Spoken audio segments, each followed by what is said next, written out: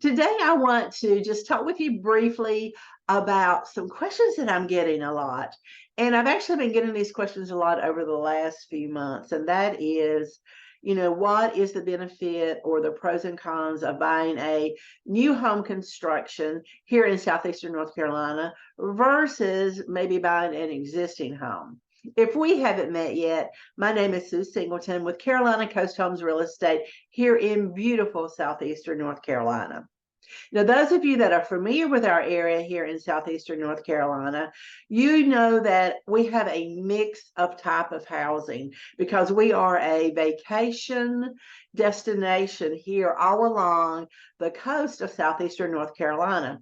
So mostly for me, my area runs from Topsail Island, North Carolina, which is right below Jacksonville, North Carolina, all the way down to the South Carolina state line. So that includes a big area. But a lot of that area, it does include the main coastal areas where the beach areas are. So we get a lot of second home buyers that are looking to invest in short-term rentals, and those that are looking to invest in long-term rentals. But we also have a lot of communities that are just like your typical communities that may be in your area with lots of different, families.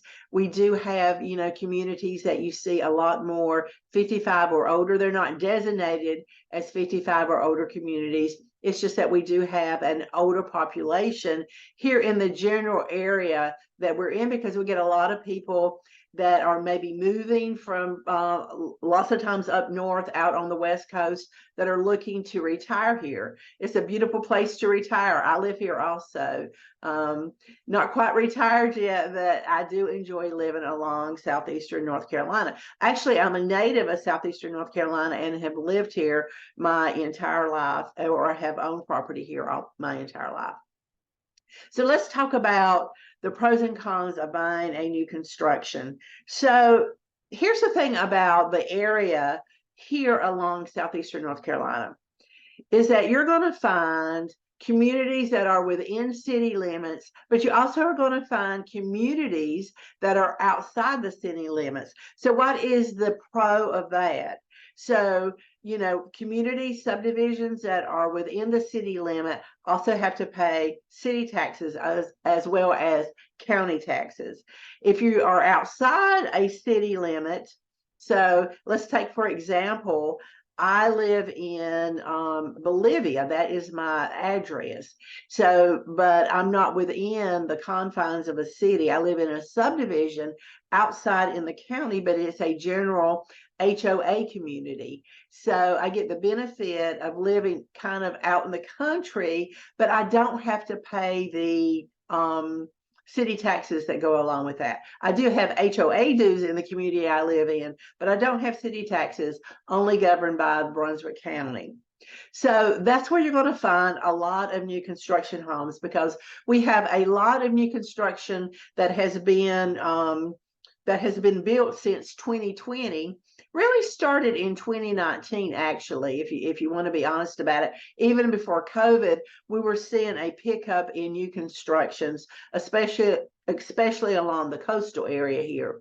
So then COVID came, of course, and then everything really picked up in 2020 with new construction. Now, I can say, as far as new construction goes, it has slowed down on the number of houses that are being built. However, it hasn't slowed down on the number of new developments that have either applied for a new subdivision or it was part of subdivisions that were already in process, because that process is a long process. It's not like you go apply for a new subdivision that you want to put in and you get automatic approval. It can take 3 years, 4 years, 5 years, depending on the type of community or type of subdivision that maybe that one's looking at to put in.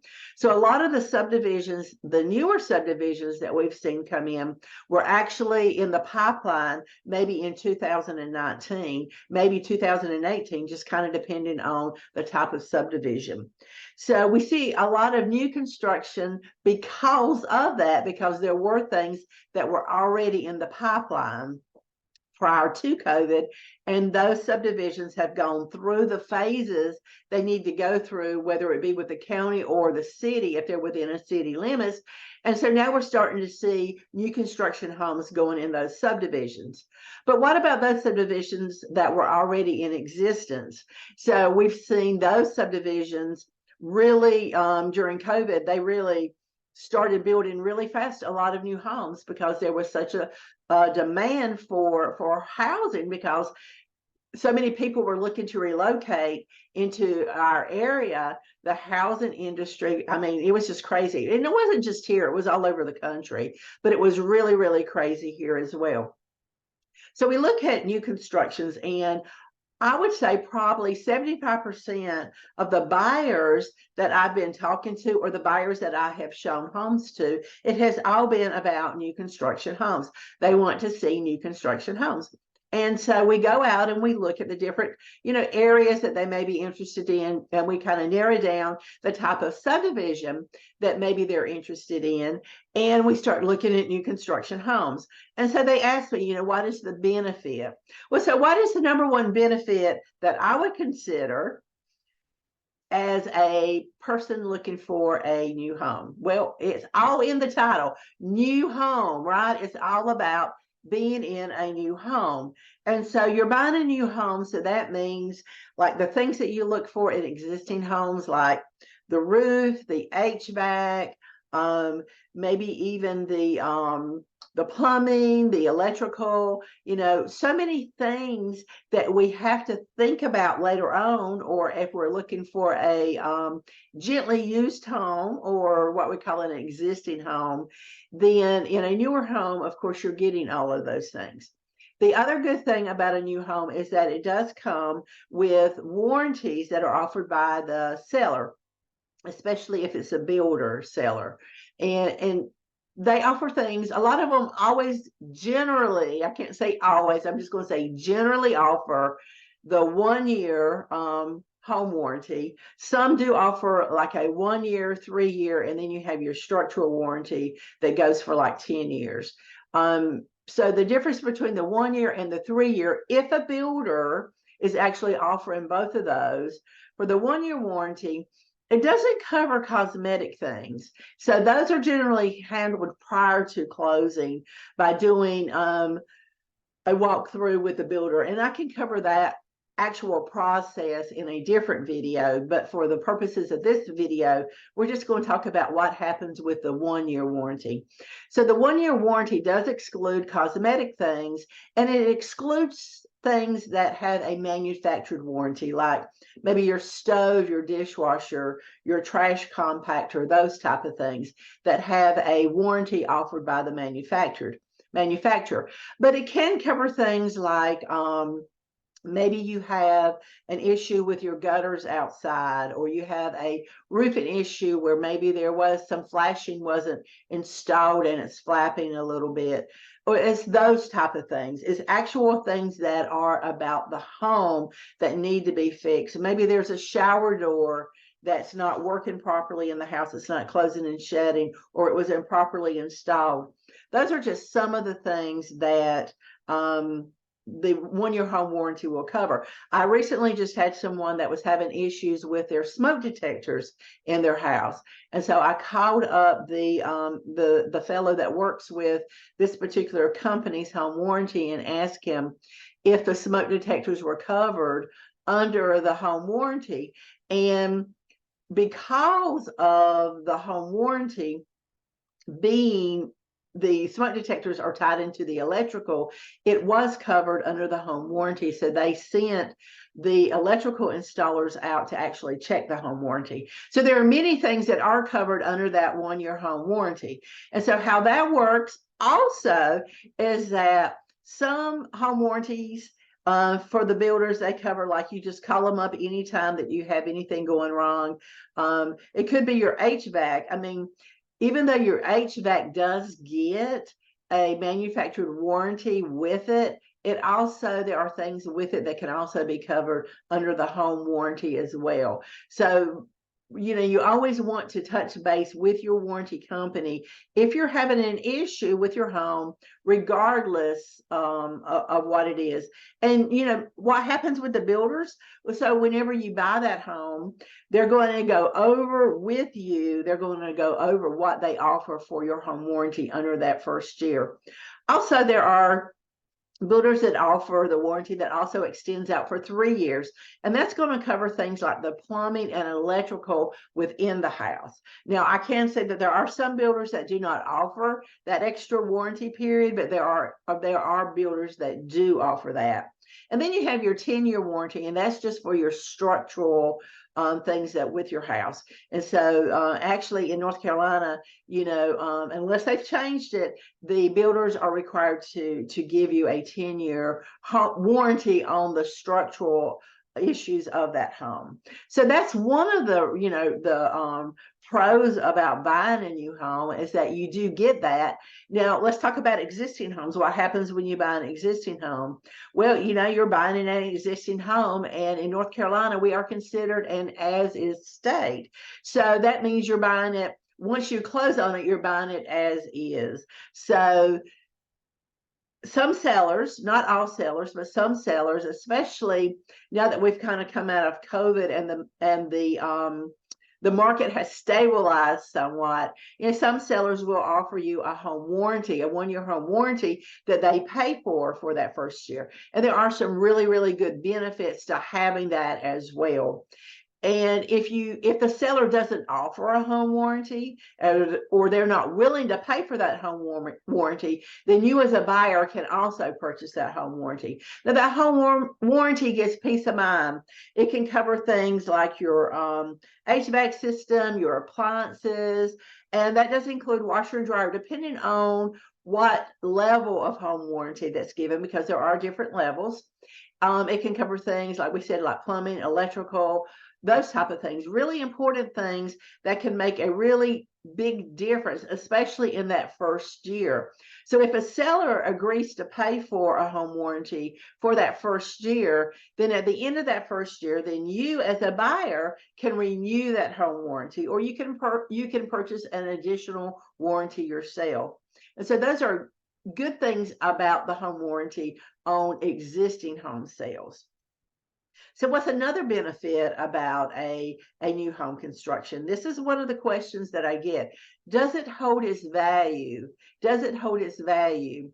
Well, actually, as far as real estate goes, most real estate, pending the market, of course, because we never know what's going to happen with the market. We're not fortune tellers. We don't know. We can't predict what's going to happen with the market. We couldn't predict what the market was going to do in 2020, when the demand was so high, in 2021, when the prices kept increasing and increasing and increasing.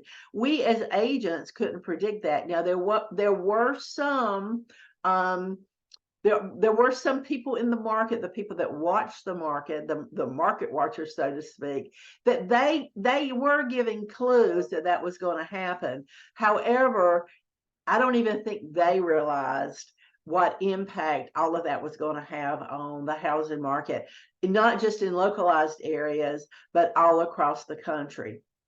So basically speaking, if you're buying a new construction home, it's going to retain the value of what you're putting into that, pending the market, of course. That's a full disclosure. None of us know what's going to happen with the market.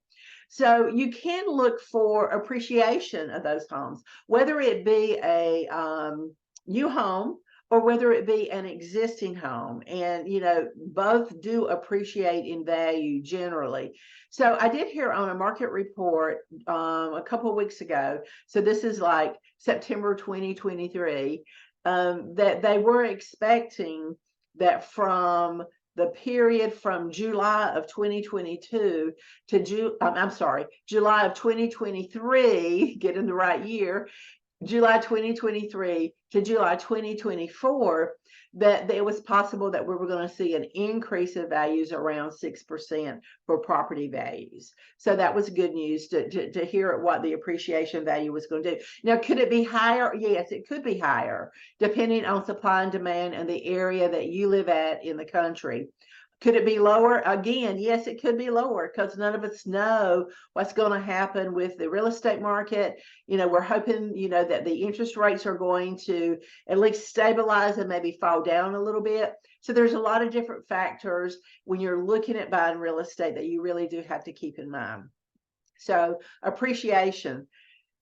There have been homes that back in 2022 that were built in 2022 that were listed for a higher price. And I get this question a lot. So why did that house sell in February of 2023 for $485,000? And that same type of house with the same basic floor plan and the same basic square footage on a very similar lot, why is it selling for $535,000? So, the quick answer to that, there's many factors that go into that when it's a new construction, but the quick answer to that is when you have a builder that has built homes, and a lot of builders built a lot of homes in 2021 and 2022. And then we go into 2023, and some of those homes are still sitting there because the interest rates have gone up, and maybe not as many people are able to qualify for a loan that's maybe $500,000. And so, the builders have those homes on their books, and they've been on the books for a while. And so the builder may decide to lower the price or negotiate a price down.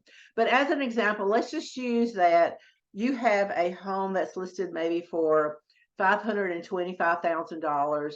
Maybe the builder has done some price reduction on it. Maybe they've come down to maybe $500,000, $505,000. We'll just use that.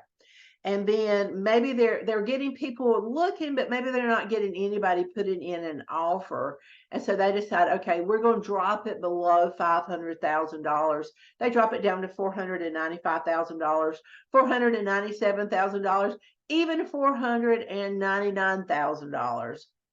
And all of a sudden, you've got more people looking that had been pushed down to a lower price bracket because of the interest rates. And so now you got a lot of eyes on them. And so you've got a lot more people that are competing. And so actually they may get the home for the price that the builder has, broken it down to, depending on how many buyers are still actually looking at that property. Or it may go into some type of bidding war where it actually increases the bids that are going on the property. And I saw that happen myself with some of my clients, where we went in even a little bit higher than what maybe the builder had the price at, just because it was a good faith offer, and because the market did dictate that the value of the home was possibly a little bit more than what the marketable value. I want to be clear about that, not the appraised value, but the marketable value was a little bit higher. And so what happened, though, was that you had other people that were looking that were doing the same thing. And so I did have some that were able to get in and get these homes, but then I had some homes that were actually, my buyers were not able to compete because the other buyers that maybe were putting in bids as well actually went higher than what my buyers could afford to go to or felt comfortable going to. But that again keeps the value of all the homes up, because what we don't like to see with new homes is if they're selling homes or they've sold homes for, well, let's say $469,000, and then all of a sudden they drop those homes down to $439,000. Well, yeah, that can impact the values of the other properties that are around in that community or that area, depending on what an appraiser may be looking for whenever he or she is appraising a property. So we do like to see the values stay consistent in the areas to kind of keep the values stabilized. So that's another benefit. And that's, for existing homes too. Existing homes, it's a little bit harder because you do look at similar homes in similar subdivisions or similar communities that are within a certain radius of that particular home. But it can be tricky in getting a good market analysis because sometimes, properties are different one from the other.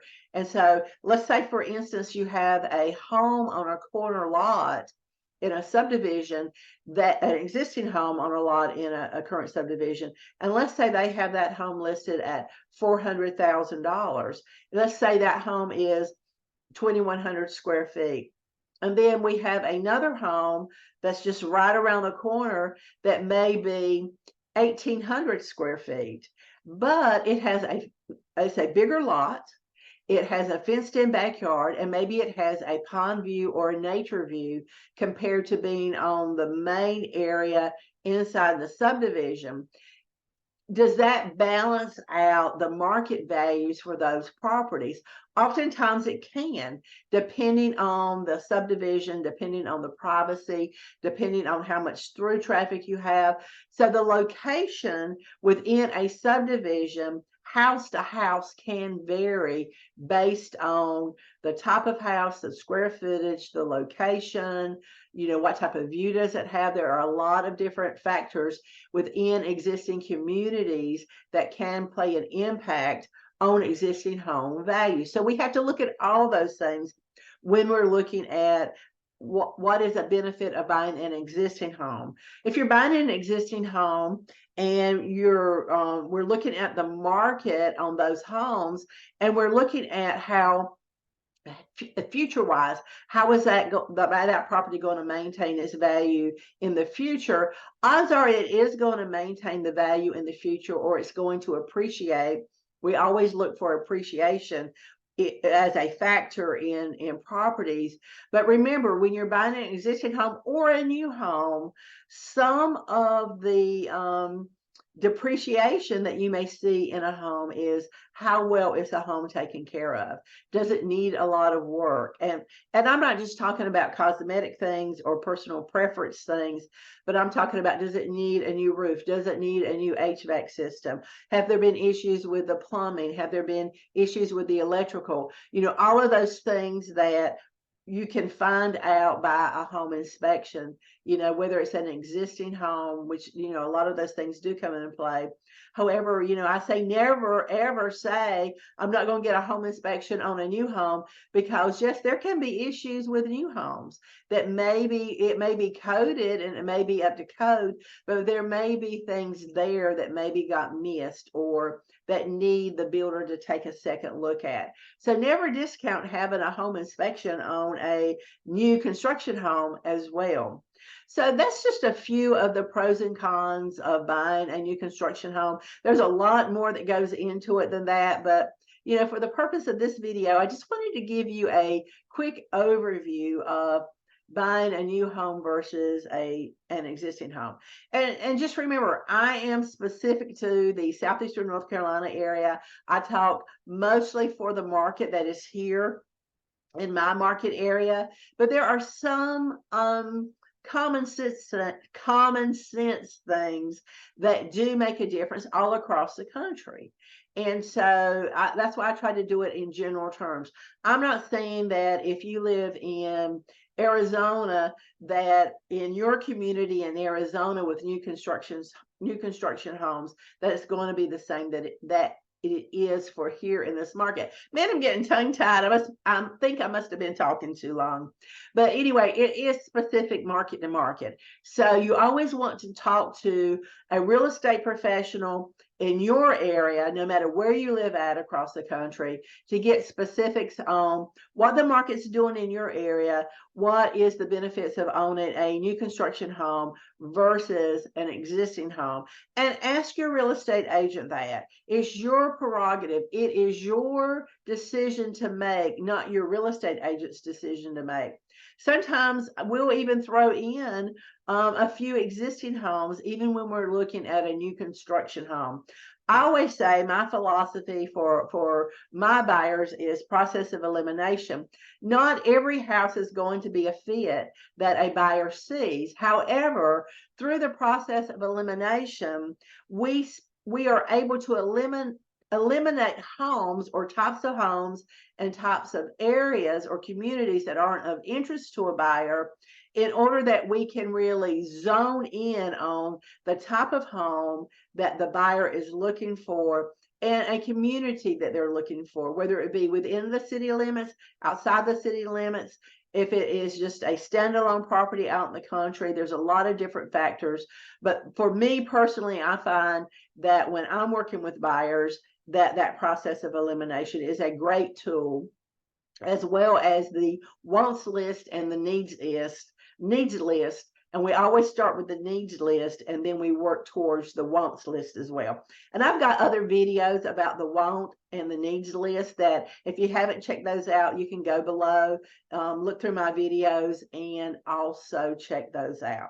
I appreciate you taking the time to hang with me today, listen to this information that I'm sharing with you. I hope you have found it useful and helpful in some way. If you haven't already, I would appreciate you subscribing to the channel, like and share my videos. If you will, that always helps me out as well here on YouTube, getting my message out to more people. All of my contact information is below. Please feel free to reach out by phone, text, or email, especially if you're looking here in southeastern North Carolina. I'm happy to answer any questions for you about the market. I'm happy to answer any questions for you about the types of homes. Always reach out, even if it is just for a question. Always reach out. I'm always happy to help. All right, I'll talk to you next time. And remember, happiness grows here. Talk to you later. Bye.